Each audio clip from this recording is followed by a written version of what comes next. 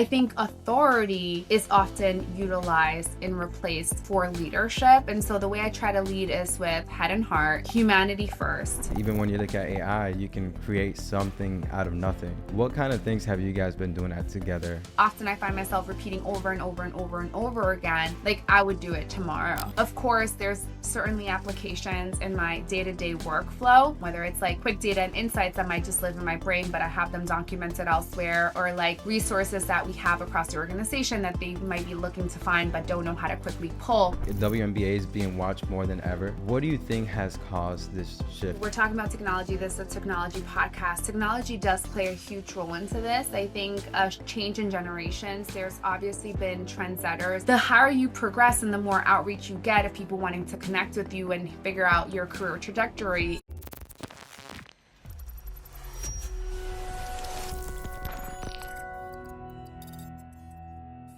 Thanks for tuning in to Privion AI Spotlight. I started this show because AI is changing everything, and most people have no idea how fast. So each week I'm sitting down with real operators, founders, educators, and people inside of the system AI is already touching. No hype, just real conversation about what's actually happening behind the scenes. So if you want to stay ahead of what's coming, tap subscribe. Now let's get into today's conversation. Welcome back everyone to Privion AI Spotlight. Today I'm excited to have someone really special. And today I'm with Kati Fernandez from TOGETHXR. So Kati, thank you so much for joining us today. Thank you, Gio. Gracias. I'm honored to be here and super excited for the conversation. For sure. So I want to start with this. Not talking about resumes or titles, but you were with one of the biggest platforms when it comes to storytelling. What made you transition to where you are today? That's such a great question. I mean, what you're referencing is probably my time at the Walt Disney Company. I was there when they purchased Hulu and became the operating control over the platform, and then transitioned over to ESPN, which is one of the segments within the Walt Disney Company, to help launch ESPN Plus. By the time I left, I was the head of development for scripted and unscripted and absolutely loved it. Ultimately, during my time at ESPN heading up the development team, I was also working with venture capital specifically for female founders and helping them scale their businesses. And honestly, coming to TOGETHXR felt like a perfect marriage of my creative storytelling and my desire to sort of reach fans where they are. Women's sports, I played sports growing up, so it made it undeniable. And then, of course, like navigating how you do that quickly and immerse storytelling technology, the advancements happening culturally in the world to amplify that message and get stories to everyone that should see them, sort of made it undeniable. So what part of yourself did you have to suppress to succeed within the traditional sports media? You know, when I was 23, right out of my 2 seasons at the NFL, I made a promise to myself not to code switch. Honestly, in the professional or personal environments, it's too exhausting if you want to have a long and tenured career in any industry to be this packaged self in one space and then be another person in your home and personal life. And quite honestly, that's just also not me. I can't authentically create if it's not rooted in who I am and my passions and my desires to learn and grow and like all those things. And so I don't really suppress any parts of myself, for better or for worse, Gio. I don't know if that makes me a great exec or if it makes me a terrible exec. However, just given my progression in my career, I'd say it's landed me in a really good spot. And it's created a lot of joy in being able to navigate consciously of the world around me, because obviously the climate is so in flux at the moment and has been for so long. However, it's really panned out for me to just be myself. No, that's amazing. And I think it's important always to be yourself. But thinking about other women within the industry or who are trying to get within your industry, what have you noticed as a trend when it comes to leadership positions? I mean, less than 1% of Latinos hold C-suite positions. So it's very rare for us to get this opportunity. And I'm not unaware or unaware of the fact that I'm only here because for so long, so many women have fought to be in spaces and places, which has created avenues and pathways for people like me to sort of come in afterwards, right? I get the honor now to work for one of those women who, for a long time, Nancy Dubuque was the only female CEO in entertainment when she was at A&E for 5 years, which is crazy. And so because there was people like her, and there's been people like Carol Stiff, who was a longtime programmer fighting for women's sports at ESPN, and Ross Durant, all these incredible women that the list is endless, that creates a pathway for people like me. It is still a challenge, right? And where our voices are heard and the opportunities and places we're brought into. But I've never seen a company, an environment, or a story not be made better because you've had more diverse people and voices in the room, including women. And diversity is super important because it brings that spark, it brings that different perspective. When it comes to different stories within sports media, who's the one that typically approves what goes out? Well, I'm the chief content officer, so the approver here is myself, right? I, of course, work in alignment with our executive leadership team and the other chiefs within the organization, my own chair, but I sort of sit across most of it, whether it's our podcast, our studio content, the stories, the partnerships that we do, the athletes, and ultimately our diverse voices and our ability to think about the world differently is what allows athletes to feel safe with a company like Together, right? Athletes all have such varying experiences, whether you're an international player, whether you're a woman, or whether you're a mom or a parent, etc. Having those folks in the room makes it feel more comforting for the athlete to be their authentic self, and then the product to just be that much better. For example, I feel like the past couple of years, women's sports has just been growing. WNBA is being watched more than ever. What do you think has caused this shift? Honestly, I do think it's due to, we're talking about technology. This is a technology podcast. Technology does play a huge role into this. I think a change in generations. There's obviously been trendsetters. Angel Reese is a founder at Together now. She just joined the organization as part of an ownership group. And then we have Sue Bird. You have someone who was in the original class of the 96ers who started the first team in the WNBA, all the way to like sort of this new class of athletes, and Angel Reese and Paige Beckers and Caitlin Clark, etc. The reality is that the growth is undeniable in this space. You have women's sports growing at the same rate and speed as the NFL was in the 90s, versus male sports are only growing in single digits right now. So whether you're a brand wanting to invest in women's sports, if you're spending $1 million in marketing or brand sponsorship in male sports, in women's sports, you're getting the equivalent value of $2.63 million, right, for that initial investment. And so times are really interesting. The growth is there. And I get really excited and giddy when you look at Winter Olympics, which is right now on the heels of starting, all the way to LA 28. Imagine how we keep supercharging that match with athletes really controlling their voice, their ownership value, and having social platforms, digital outlets to be able to really spread their stories. That's also driven their own economic value, their brand value, their stock is up individually, not just the league assets and team assets. You mentioned technology. It's what's pretty much helping this scale. And there's different platforms today that is helping to do that. And even when you look at AI, you can create something out of nothing. What kind of things have you guys been doing that together to really scale? We're a small company. We're the fastest growing women's sports media company. We've been around for almost 5 years in March. I joined about 4.5 months ago. It's already a revenue generating organization, which is so rare, especially in the media ecosystem, to do that so quickly. But we're not just a content company. We have content, we have a commerce business. If you've seen the Everyone Watches Women's Sports shirt, you have seen Together, the brand, and experienced it. We have a community hub, right? Whether you've been to one of our WNBA parties or our private dinners, or you've experienced us at community engagements, like we're trying to manage our community hubs and reaching fans and utilizing technology to help us really serve them thoughtfully. In our commerce business, same thing.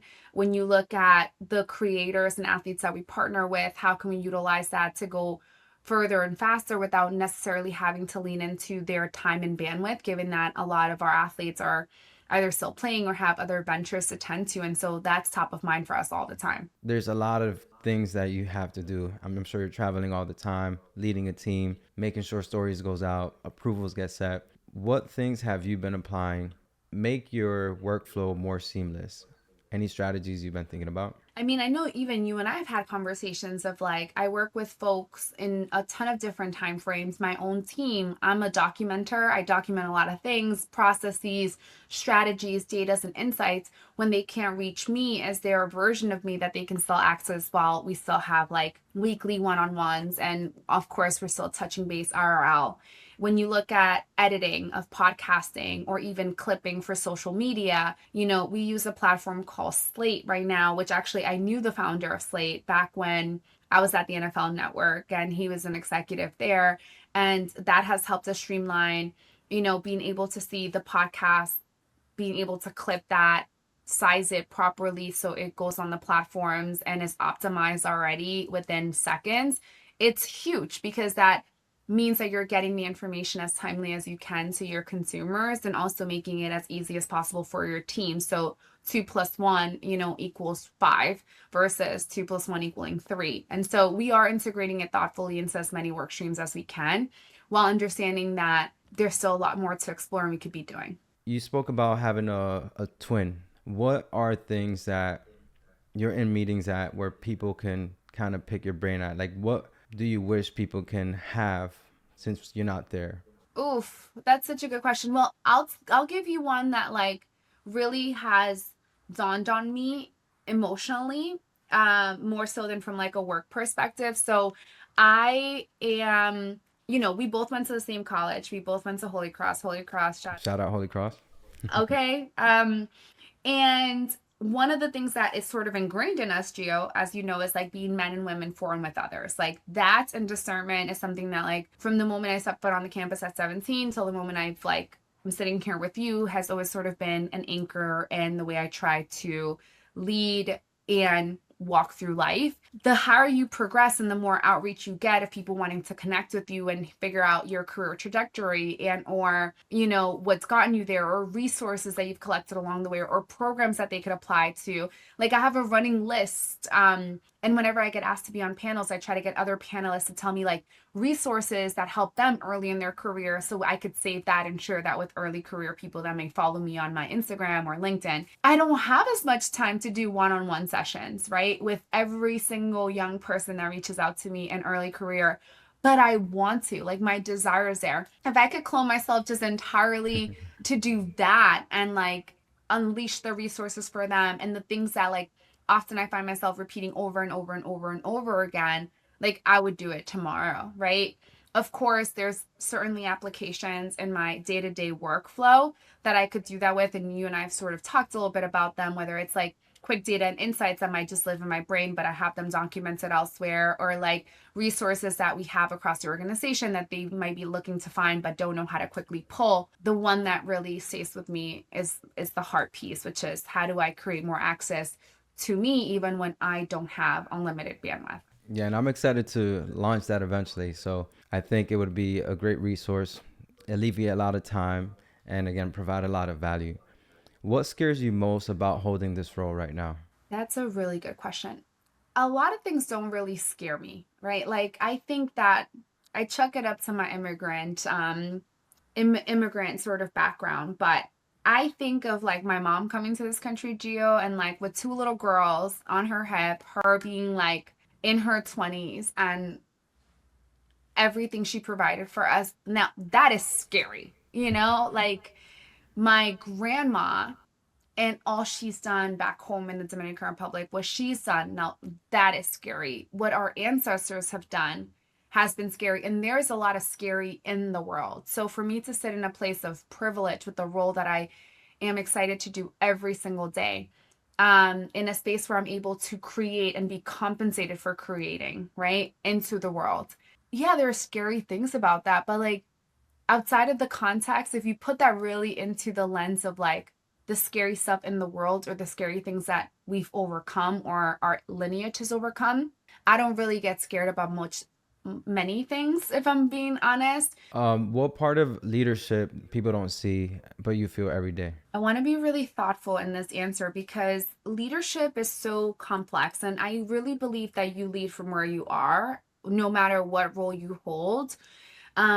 The person who's the loudest in the room is not the one that constantly commands attention. The person with the highest title is not always the one that commands the highest level of authority. And so I think authority is often utilized and replaced for leadership. And so the way I try to lead is with head and heart, humanity first. I also try to lead with clarity and purpose and really clear and measurable goals, because ultimately, even when there's disagreements and there's space that needs to be created for people to debate and decide and align ethically and morally, and from a business perspective, if everyone sort of knows what we're rowing towards, that makes those moments of debating and deciding and aligning so much easier to navigate, you know? Looking at your mission and everything you accomplished today, what truth do you hope to leave behind? I get the legacy question a lot. And sometimes even people are like, what do you want to do after this? I'm like, I just got here. Can I just like focus on what's here? Like, we're so driven by like the next thing and what we want to leave. Like, I think for me, we leave something with someone as we interact and touch them in our lives. And so I hope that my legacy is not something that is sort of like cemented and thought of in this like really obscure or big way of like, she did this. I rather it be in those small silent moments of like, this morning I had a really thoughtful conversation with a younger employee at the organization. And that moment, I hope, stays with us forever and something that she sort of takes and it leaves a mark or impression on her. I don't want to get into too many details of the conversation, but like we were able to really uncover not just the work, but like the humanity that drives the work. And that's the stuff I'm more focused on. And I think to me, it's monetarily making investments in my 20s and making investments in my 30s that my children and my grandchildren and those generations to come will be proud of, because I come from a family where there were a lot of entrepreneurs, but no one thought about franchising. Mhm. I come from a background where people had, but also lost, right? And so I want to be able to nurture, grow, and be a diligent nurturer of the gifts I've been given and also the assets I have, and making really strategic placements so that financially I am setting up my family and the generations to come better off than we've been in previous generations. So, Kati, thank you so much for everything, even the example that you're shining throughout the world. Also, thank you everyone so much for watching, and stay tuned for the next show at Privion AI Spotlight. Appreciate y'all. Thanks for watching today's episode. If you're interested in how AI can be used in your business or at work, I'd love to help you understand what that really looks like. I made a free tool called the AI Audit Assistant and asks you a few simple questions that shows you exactly where your business is leaking time or money and where automation can help. It's simple, it's fast, and completely free. Just click the link below and enter your name and email, and I'll send your audit agent straight to your inbox. And if you got value from this conversation, subscribing really helps this channel grow. So thanks again, and I'll see you in the next episode.